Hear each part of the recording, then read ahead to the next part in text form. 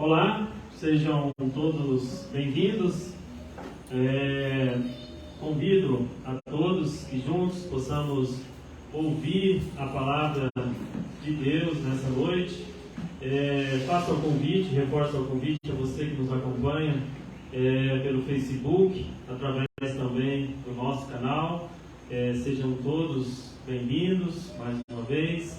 E de antemão gostaríamos que você curtisse, assistisse os nossos vídeos, compartilhasse com os seus amigos, com os seus parentes, com aquele que precisa ouvir a palavra de Deus. Então, vamos juntos ouvir a palavra do Senhor com o nosso pastor Ivon Silva.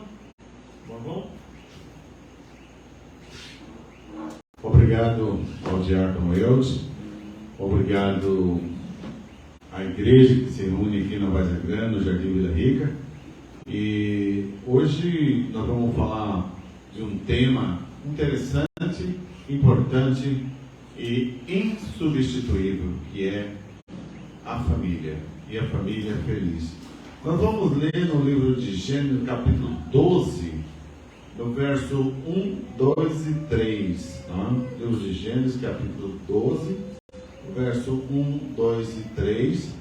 E nós vamos encontrar o seguinte texto. Ora, o Senhor disse a Abraão: sai da tua terra, da tua parentela e da casa dos teus pais para a terra que eu te mostrarei. E far-te-ei uma grande nação, e abençoar-te-ei, e engrandecerei o teu nome, e tu serás uma bênção. E abençoarei os que te abençoarem, e amaldiçoarei os que te amaldiçoarem. Em ti serão benditas todas as famílias da terra.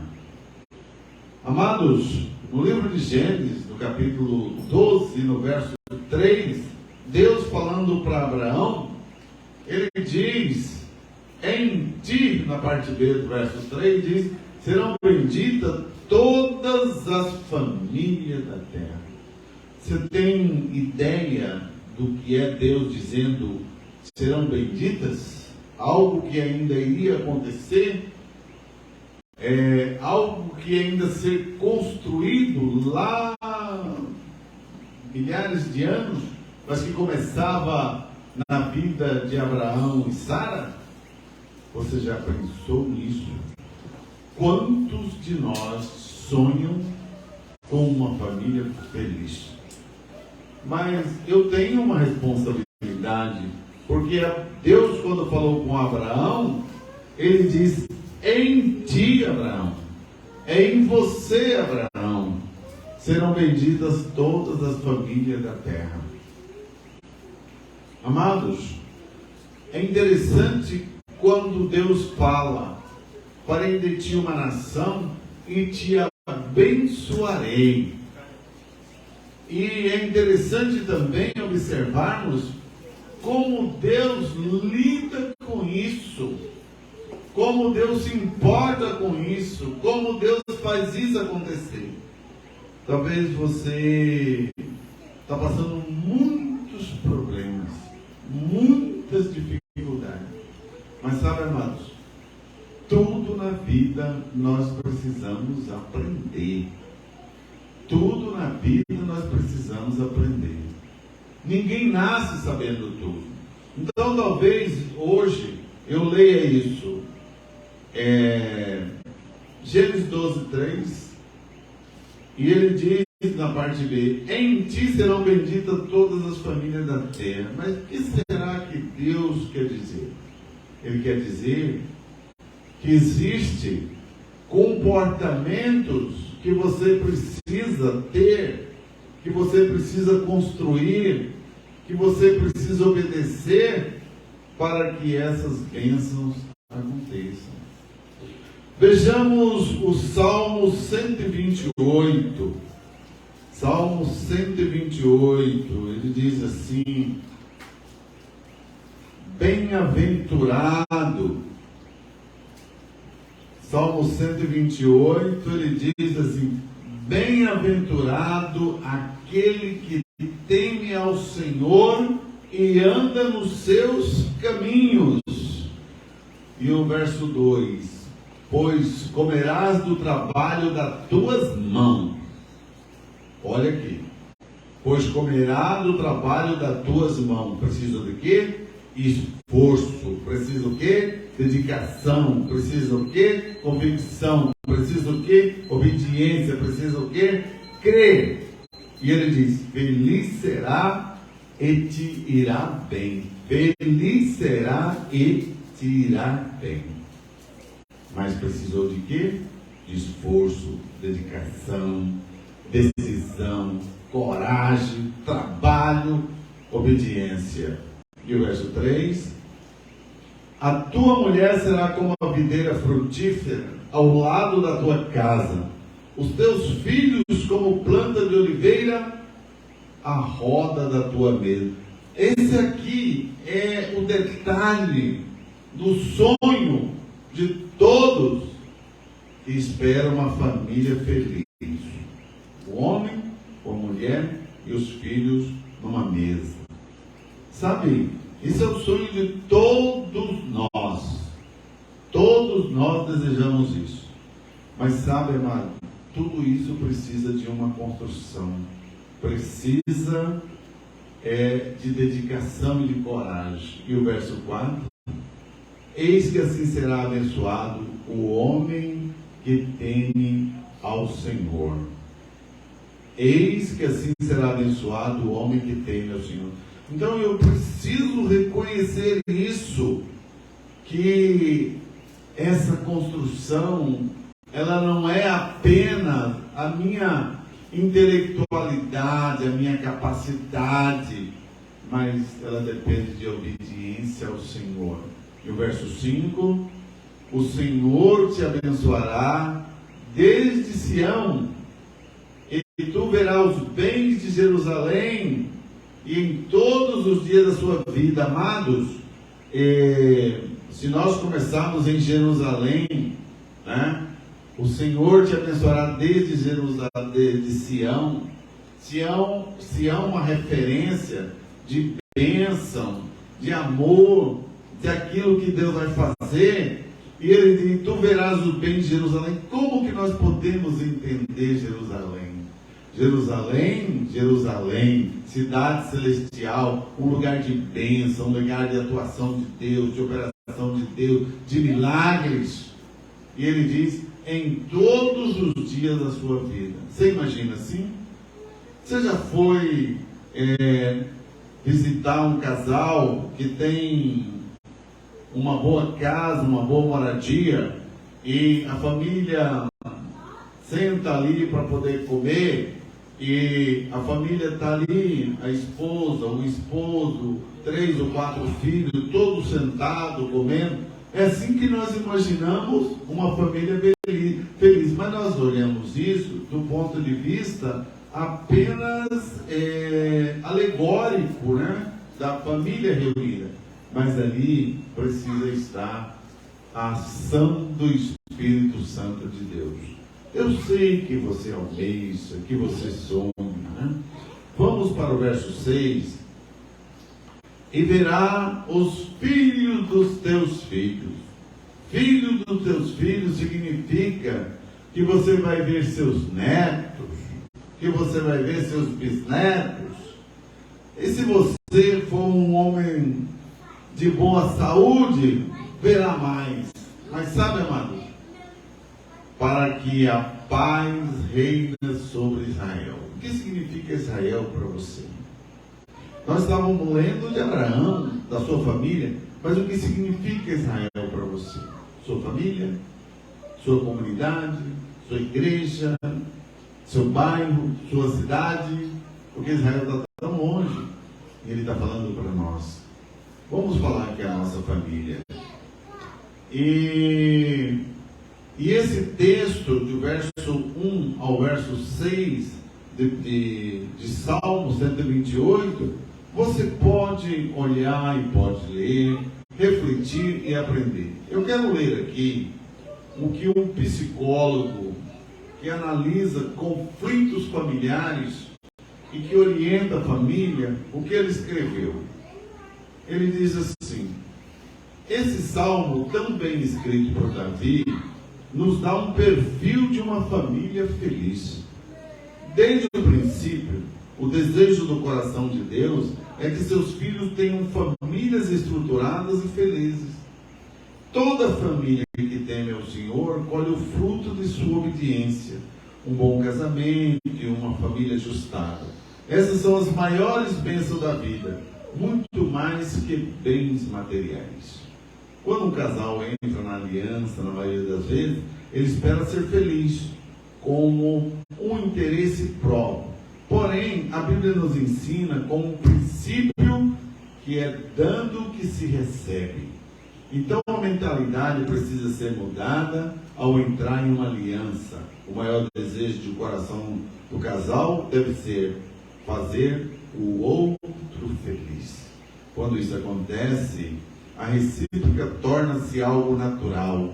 Quando fazemos o outro feliz, a consequência é sermos felizes. Sabe, amado, a construção em qualquer momento, na minha, na sua vida, na história da humanidade, ela precisa ser muito bem alicerçada, muito bem construída, porque Deus, Ele é o cetro de autoridade sobre a família. Deus é esse cetro de autoridade. Mas em quem você tem confiado? Em quem você consulta? Quem você busca? Com quem que você fala? Quem te ajuda a tomar as decisões difíceis? Toda família tem decisões difíceis, decisões complicadas, ou seja, na área da escola, no trabalho, na logística, né? Logística é um termo assim muito popular nos dias de hoje, para nós que moramos em cidade grande, em que saímos de um lugar para o outro, precisamos organizar a nossa vida durante a semana. E a família onde fica nisso? É filho para um lado, para uma escola, um filho em outra escola, aí a esposa tem que correr atrás, o homem tem que trabalhar, às vezes o casal trabalha. Então tudo isso de alguma forma afeta a família. E quando essa família é unida, tudo isso fica fácil. Fácil no bom sentido. Vai haver cansaço, vai haver esforço, vai chegar no final do dia, todos estão cansados, quem foi para a escola, quem foi trabalhar, quem foi para a correria, ainda tem culto, às vezes tem que estudar em casa, tudo tem correria.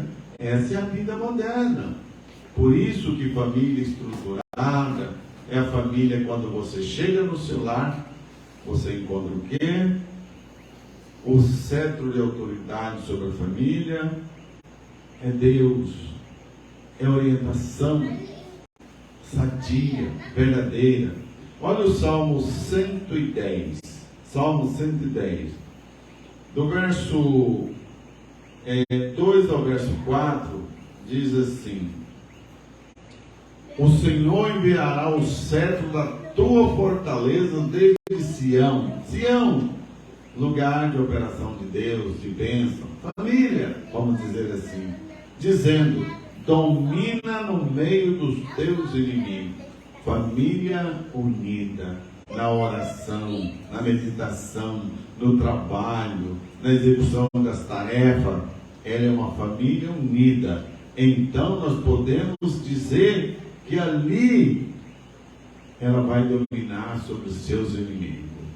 O teu povo será muito voluntário no dia do seu poder, nos ornamentos de santidade, desde o amanhecer da alva, tu tens o orvalho da tua mocidade. Como é que nós podemos entender esse orvalho da mocidade?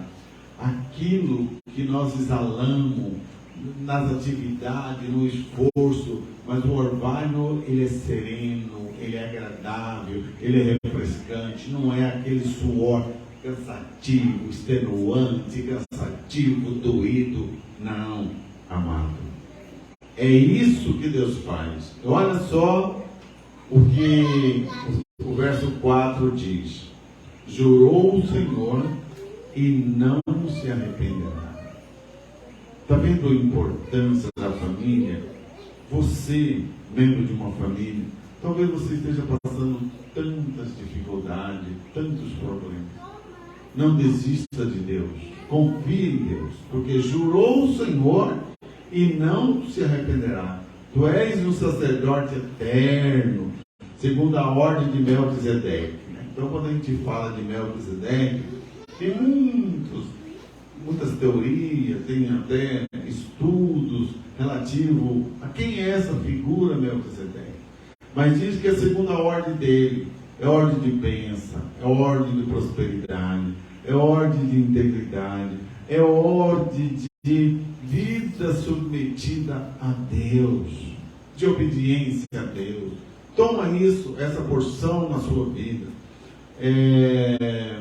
E esse psicólogo, às vezes eu gosto de ler o que ele fala, porque ele diz, precisamos levantar uma geração de sacerdotes debaixo da ordem, porque existe uma ordem de Deus. Ele quer uma geração de sacerdotes.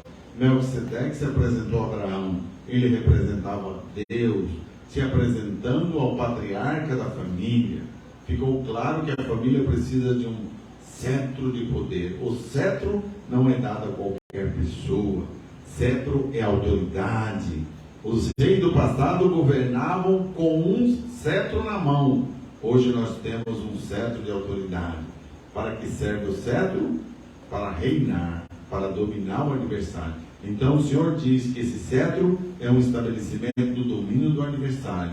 O adversário será dominado, vencido, porque Deus nos entregou o cetro. É isso que nos dá a garantia de que todos os inimigos se levantam, cairão. Quem são os inimigos? A nossa luta é contra a potestade. O homem mau deste mundo tenebroso é contra as hostes da maldade. Conseguiu perceber o que é esse cetro? O que é que Deus coloca para nós? Se nós entendermos, nós vamos viver muito melhor.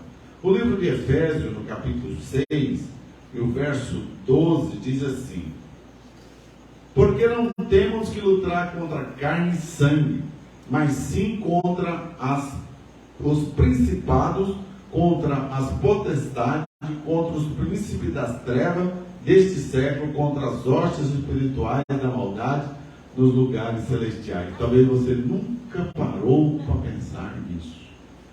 Não é contra o sangue, não é contra a carne, não é contra o meu vizinho da esquerda, contra o meu vizinho da direita, ou de trás, ou da frente. Não é contra ele. É contra algo que nós não vemos. É contra algo que nós não percebemos. Porque ele assedia, ele induz, ele causa dor, ele causa sofrimento. Por isso precisamos do quê? Precisamos do cetro. O que é o cetro? É a ação de Deus. Como é que é o alcance? Em obediência a Deus. Não é fácil. Precisa de esforço. Por quê? Porque precisamos dominar. E estas hostes que estão nos lugares celestiais, elas estão lá, elas não dormem, elas não descansam, elas não têm dia, elas não têm noite. Elas são contínuas. Enquanto você relaxa, você cansa, você dorme, elas estão trabalhando, construindo armadilha para cada um de nós. Por isso que nós precisamos do cetro. O Senhor nos dá autoridade para reinar sobre as hostes da maldade. Você já pensou nisso? Nós estamos falando sobre família feliz. Até parece que nós não estamos falando. Você quer no seio familiar. Esse é o primeiro sinal que temos sobre os 3 inimigos descritos em Efésios. Então lá nós não temos que lutar contra a carne e o sangue, mas sim contra os principados, contra as potestades, contra os príncipes das trevas desse século, contra as hostes espirituais da maldade nos lugares celestiais. Pesado, muito pesado. mas é com Deus. O Senhor nos dá autoridade para reinar sobre essas hostes da maldade. Chefe de família, observe que quando o mundo entra em uma casa, a família é dissolvida. Dissolvida. Como que o mundo entra? Pela falta de vigilância dos seus líderes, do seu sacerdote, do cetro está ativo. E como ela entra? Ela entra das maneiras mais sutis que você menos imagina. De repente, você está numa situação muito difícil. O mundo é inimigo da sua casa, família, marido, esposo, filho. Observe que quando o mundo entra na casa, a família é dissolvida. Carne. O segundo inimigo é carne. Os dois níveis para se entender carne. Primeiro, onde se acumulam as doenças psicomáticas, corpo físico. E segundo, sarcos, temos o qual o versículo está referindo que significa a ação do inimigo na carne através do pecado. Olha, quando você pensa alguma coisa, uma coisa que te agrada, mas que você sabe que não é certo. A primeira coisa é o seu pensamento. Depois você vai desenvolver um interesse. Depois você vai desenvolver um desejo. E depois você vai desenvolver uma ação.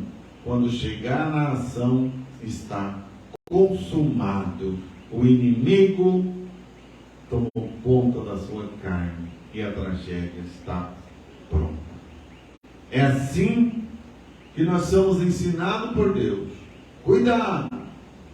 Como diz o missionário, os pensamentos, eles vêm, mas não deixe o passarinho fazer ninho. O passarinho vai assentar, que é o pensamento. Ele vai levar um tempo para fazer o ninho. Ele vai levar um tempo para colocar os ovos. E esses ovos vão levar um tempo para produzir os filhotes. Então, tudo tem um começo. Tira isso quando o pensamento chegar. Coloca diante de Deus e peça a Deus para te ajudar. E você vai superar. Amado, falar de família, nós precisamos de muito tempo. Não seria 40 minutos, 50, é muito tempo. Provérbios 4:25 diz assim: dirijam-se os teus olhos para a frente e olha as tuas pálpebras diretamente diante de ti. O que você tem olhado? O que é que você tem olhado? Chefe de família, o que é que você tem olhado? Dirija-se os teus olhos para a frente e olhe para a frente, e as tuas pálpebras olhem direto diante de ti. Todas as vezes que colocamos nossos olhos no que não convém, desviamos nossa visão do foco correto. Muitas vezes somos levados assim. Amados, que nós podemos compreender as verdades que Deus posta no dia a dia. Salmo 119, verso 37, diz assim, Salmo 119, verso 37: desvia os meus olhos de contemplar a vaidade, vivifica-me no teu caminho. Sabe, amado? O caminho do Senhor é uma renúncia diária. O chefe de família, uma responsabilidade enorme para termos uma vida conjugal feliz diante de toda circunstância desse mundo mau. Não é fácil. Muitas vezes olhamos para alguma situação na nossa casa e não sabemos nem o que pensar. Mas Deus quer nos ensinar a olhar para a situação com a visão da águia, para que vejamos não as situações como se apresentam, mas como serão de acordo com a vontade de Deus. Diante do problema, temos que achar uma saída. E você precisa construir essa saída. E essa saída está em você crer em Deus. Mateus 5,8. Mateus 5,8 diz assim: eu, porém, vos digo que todo aquele que olhar para uma mulher para cobiçar, já em seu coração cometeu adultério com ela. Quando você olha para o que não é seu, você está pecando. Então, que tenhamos este cuidado.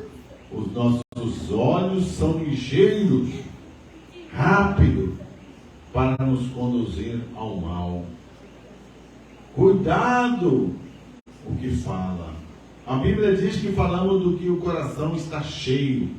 Há pessoas que estão sempre comentando sobre coisas fúteis, mas nunca falam sobre assuntos que possam verdadeiramente edificar sua família. Somos advertidos sobre isso em várias passagens nas Escrituras. Nós vamos ler Efésios 4, 29 e também 5, 4. Mas eu quero fazer um comentário aqui. Você já viu aquele grupo de família?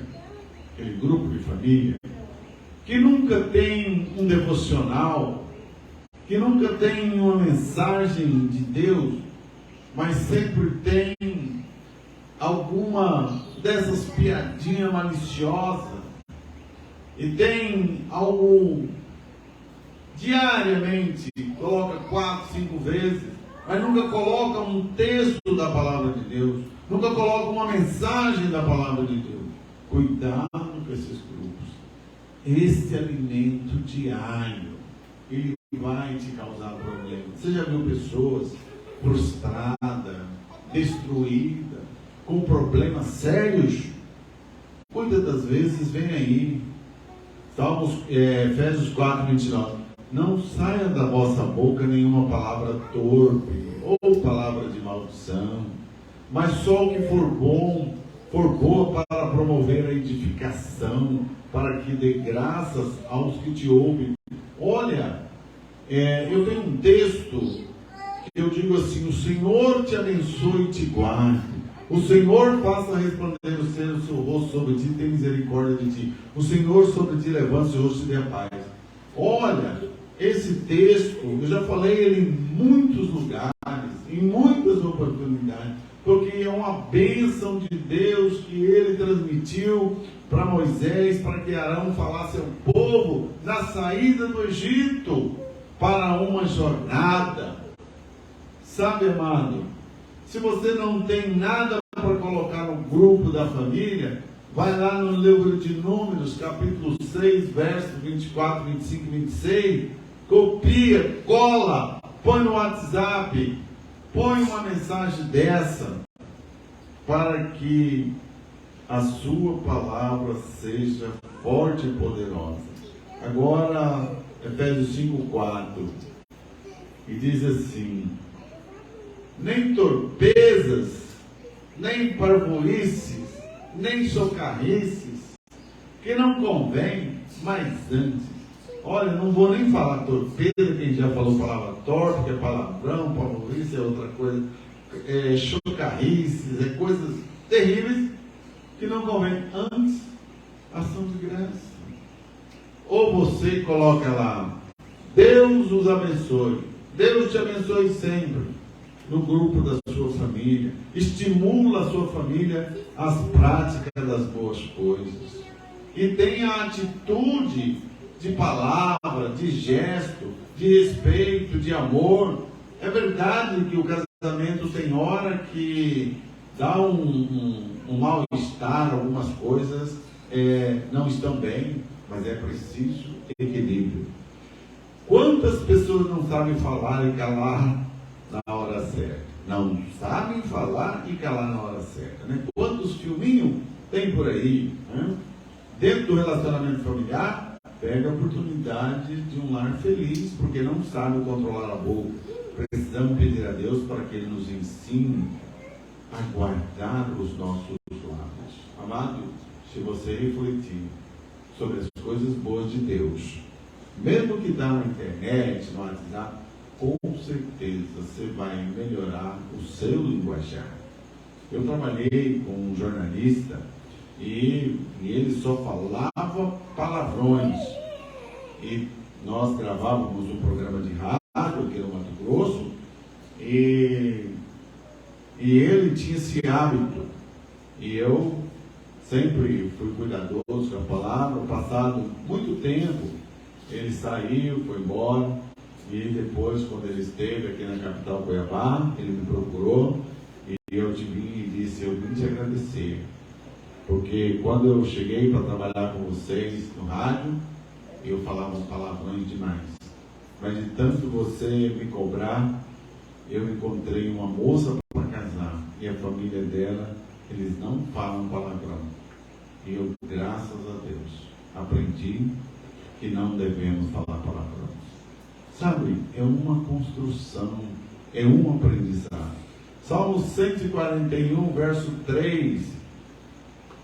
Salmo 141, verso 3. Põe ao Senhor um guarda na minha boca, vigia a porta dos meus lábios. Você sabe como é que você põe um guarda? Eu falei em Números 6, 24, 25 e 26. O Senhor te abençoe e te guarde. O Senhor te abençoe. Deus seja contigo. Vai com Deus. A paz de Deus com você. Graça e paz. Sabe? Você está pondo um guarda. A sua mente pode estar trabalhando, mas a sua boca está transmitindo coisa boa. A nossa boca foi criada por Deus como instrumento para profetizar as bênçãos. Na hora da raiva, se você tiver vontade de falar, cante. Fale bem da sua família, da sua esposa, dos seus filhos, com o cuidado que tem escutado, porque pode contaminar ou abençoar. Nós não queremos contaminar, nós queremos abençoar. Abençoar. Se a pessoa não gosta de você, abençoa, abençoa, abençoa, abençoa. Porque é assim que Deus deseja. Salmo 25, 15. Os meus olhos estão continuamente do Senhor, pois Ele tirará os meus pés da rede. Olha, os meus olhos estão continuamente no Senhor, pois Ele nos tirará meus pés da rede.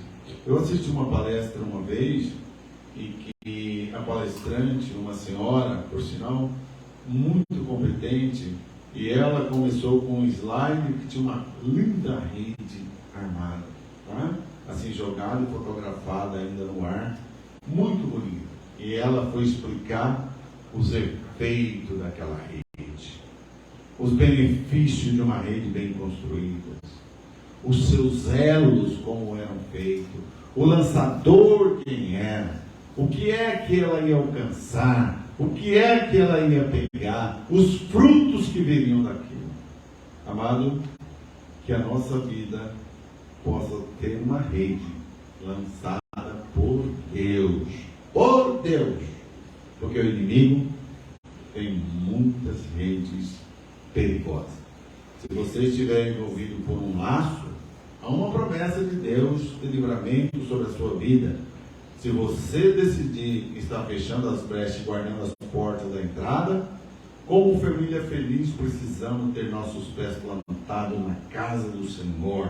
Talvez você tenha passado por tantas lutas e tenha esfriado no sonho de Deus para a sua família. Mas não desista. Apegue-se à palavra de Deus que tem promessa para a sua vida e para a sua casa.